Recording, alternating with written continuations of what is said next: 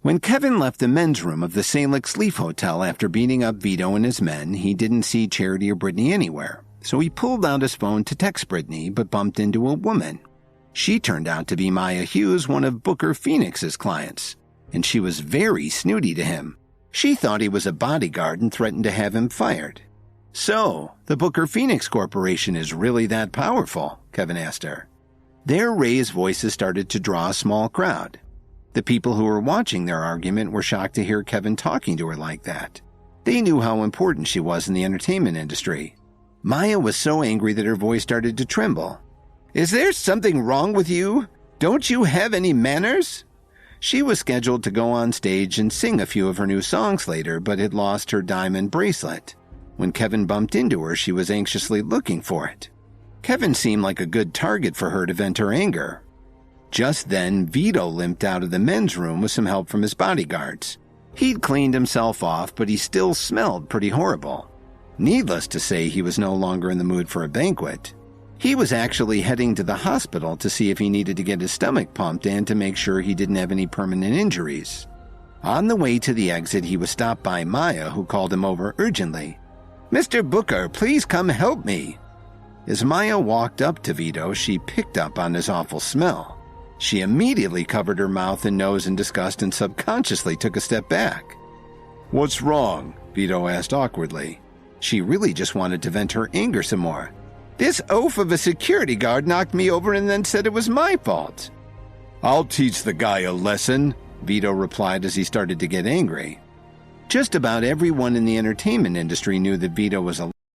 He'd had an affair with just about every female client who worked with his company. Maya was next on his list, even though she didn't know it yet. "That's great, Veto," Maya said as her face lit up. She turned around and pointed at Kevin, who was standing nearby. "It's that blockhead." "Him?" Veto asked awkwardly. His bodyguards were as stunned as he was. Veto obviously hadn't gotten over what had just happened in the men's room. After all, he was on the way to the hospital to get checked out. "Mr. Booker, I think there must be something wrong with how your company manages its clients. They can be very rude," Kevin said with a sneer. The onlookers were shocked to hear him say this and started whispering to each other. Maya put her hands on her hips and said, "Veto, I want you to do something about this right now. If you don't throw him out in the street immediately, I'll be too upset to go on stage." "Shut up," he interrupted her. "Him again," Veto thought to himself. "I'd better not provoke the guy right now. I'll get my revenge later." "Why are you being so mean to me, Veto? It was clearly his fault," Maya said in confusion. Veto was usually so friendly to her. Why was he scolding her to defend a lowly security guard? Seeing Kevin smile at him, Veto took a deep breath, and while still feeling the pain from the beating he'd just gotten, he put his hand on Maya's shoulder and walked her over to Kevin. "Do you know who this person is?" Veto snarled. "This is the CEO of Williams Media. You're messing with the wrong guy. Just hurry up and apologize to Mr. Williams. And if he doesn't accept your apology, we're canceling your contract," Veto explained to her. Maya felt her legs grow weak. She suddenly realized that she'd been insulting someone very important for her career, not just some random security guard. "I'm sorry, sir. I really shouldn't have spoken to you like that," Maya said meekly. Everyone who saw this happen started to chatter. When they realized that Kevin was actually one of the guests of honor at the banquet, they felt extremely lucky to see him in person. But some of them were still shocked that Kevin had been able to unnerve Veto like that. "I don't have time for people like you," Kevin said calmly as he walked out of the hotel lobby. Now Veto really wanted to get revenge. A few minutes later, Kevin got to the underground parking garage. Suddenly, he felt someone hit him from behind and he blacked out. A while later, Kevin opened his eyes again. He was surprised to see that he was in handcuffs. He was even more surprised to see Gwen Archer sitting on the sofa holding a glass of red wine. "So, you're finally awake," Gwen said to him as she swirled the wine in her glass. "Miss Archer, why have you done this? Have you forgotten that I saved your life?" Kevin asked her. He was bewildered by the whole situation. "It's true that you saved my life, but I also gave you the ingredients that you used for the pill that helped you make so much progress. So as I see it, we're even, Gwen said with a straight face. Okay, Kevin replied. As long as our debt is settled, then what am I doing here? Do you have a crush on me? Kevin asked playfully. A second later, Gwen threw her glass of wine in Kevin's face. Are you sure you don't know, or are you just pretending not to know? Gwen asked as she stood up and looked down at Kevin. That's some good wine, Kevin said pleasantly. Chateau Lafite Rothschild 1982, isn't it? My brother sent his men to catch Dalton Steele's wife Miranda, but you stopped them just when they were about to get their hands on her, Gwen explained as she took a knife off the side table and pointed it at Kevin. Then she continued, I didn't know you were this bold. Did you think you could get away with interfering in Archer family business? Kevin frowned as he looked at the knife in her hand. Dalton's like a brother to me, and your people attacked his wife right in front of me. What was I supposed to do? I expected you to stay out of our affairs, she answered coldly.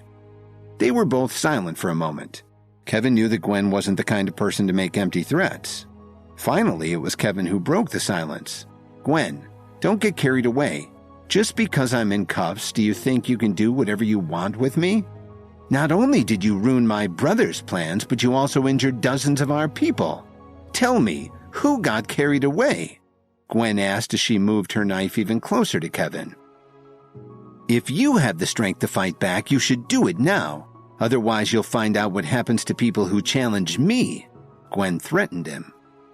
I guess I don't have a choice, Kevin said as he took a deep breath and focused his energy. The handcuffs burst from his wrists, and Gwen took a few steps back in astonishment. She almost fell to the floor and her knife skittered across the room. When she stood up again, Kevin was holding the night dagger to her throat. Her henchman should really have done a better job of searching him. If you have the guts, then go ahead and kill me, she said fearlessly. But keep this in mind. This is my private estate. There are dozens of guards on the property. If they don't hear from me in 2 hours, they'll rush in here and you won't stand a chance against them. Don't try to scare me. Anyway, I'm sure your life is worth more than mine, Kevin said grimly. Are you threatening my life? Gwen interrupted him angrily. Wait a second. I didn't ask to come here. You kidnapped me, Kevin said calmly. The atmosphere in the room suddenly got very tense. Gwen just stared at Kevin, unsure as what to do next.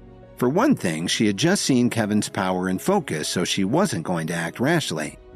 After a long pause, Gwen broke the silence and said, I know I can't do anything to you, but you also wouldn't dare to hurt me. How about we make a deal? Gwen asked him coolly. What do you have in mind? Kevin replied nonchalantly. Thanks to the herbal medicines he discovered, there were few people who could hurt him now, in Chicago or even in the entire country. My brother Dominic told me that you sold him a special pill and then gave another one to Quinn, Gwen said as she started to get a greedy look in her eyes. But I'll bet you still have another one. Are you telling me that you went to all this trouble just for that? Kevin said with a smirk. That's right. As long as you give me the pill, I'll pretend that nothing happened today, and I'll guarantee that you can leave here safely, Gwen offered. That's all you want? Kevin asked as he reached into his pocket and pulled one out. Give it to me now, she said excitedly. Although Gwen had been training for years, she felt blocked and wasn't making any improvement. Her current level of stamina and focus had helped her expand her business enormously, but she needed something more to get an edge on her competition. When Dominic had told her about all the progress he'd made with Kevin's help, she was obsessed with getting one of the pills for herself. But in spite of all her efforts, she'd come up empty-handed. Then she missed the auction that the Pearl family had held, and she was devastated. It just seemed out of reach, even though she would have been willing to spend 10 times what the old gentleman had. Now she saw what she'd been looking for so long, and it was in Kevin's hand. What she didn't expect was for him to casually pop it in his mouth. This instantly made Gwen furious. Why did you do that? Gwen roared wildly. You're already too far advanced for it to do anything to help you. What a waste. Suddenly, Kevin saw a flash of steel in front of his eyes. Gwen had pulled a sword from the display stand behind the couch. Kevin moved nimbly and stepped into her blind spot, taking her balance and getting control of the sword, which he took from her hands and threw against the wall, shattering it into pieces. Gwen was furious and shouted, "I'm going to kill you!"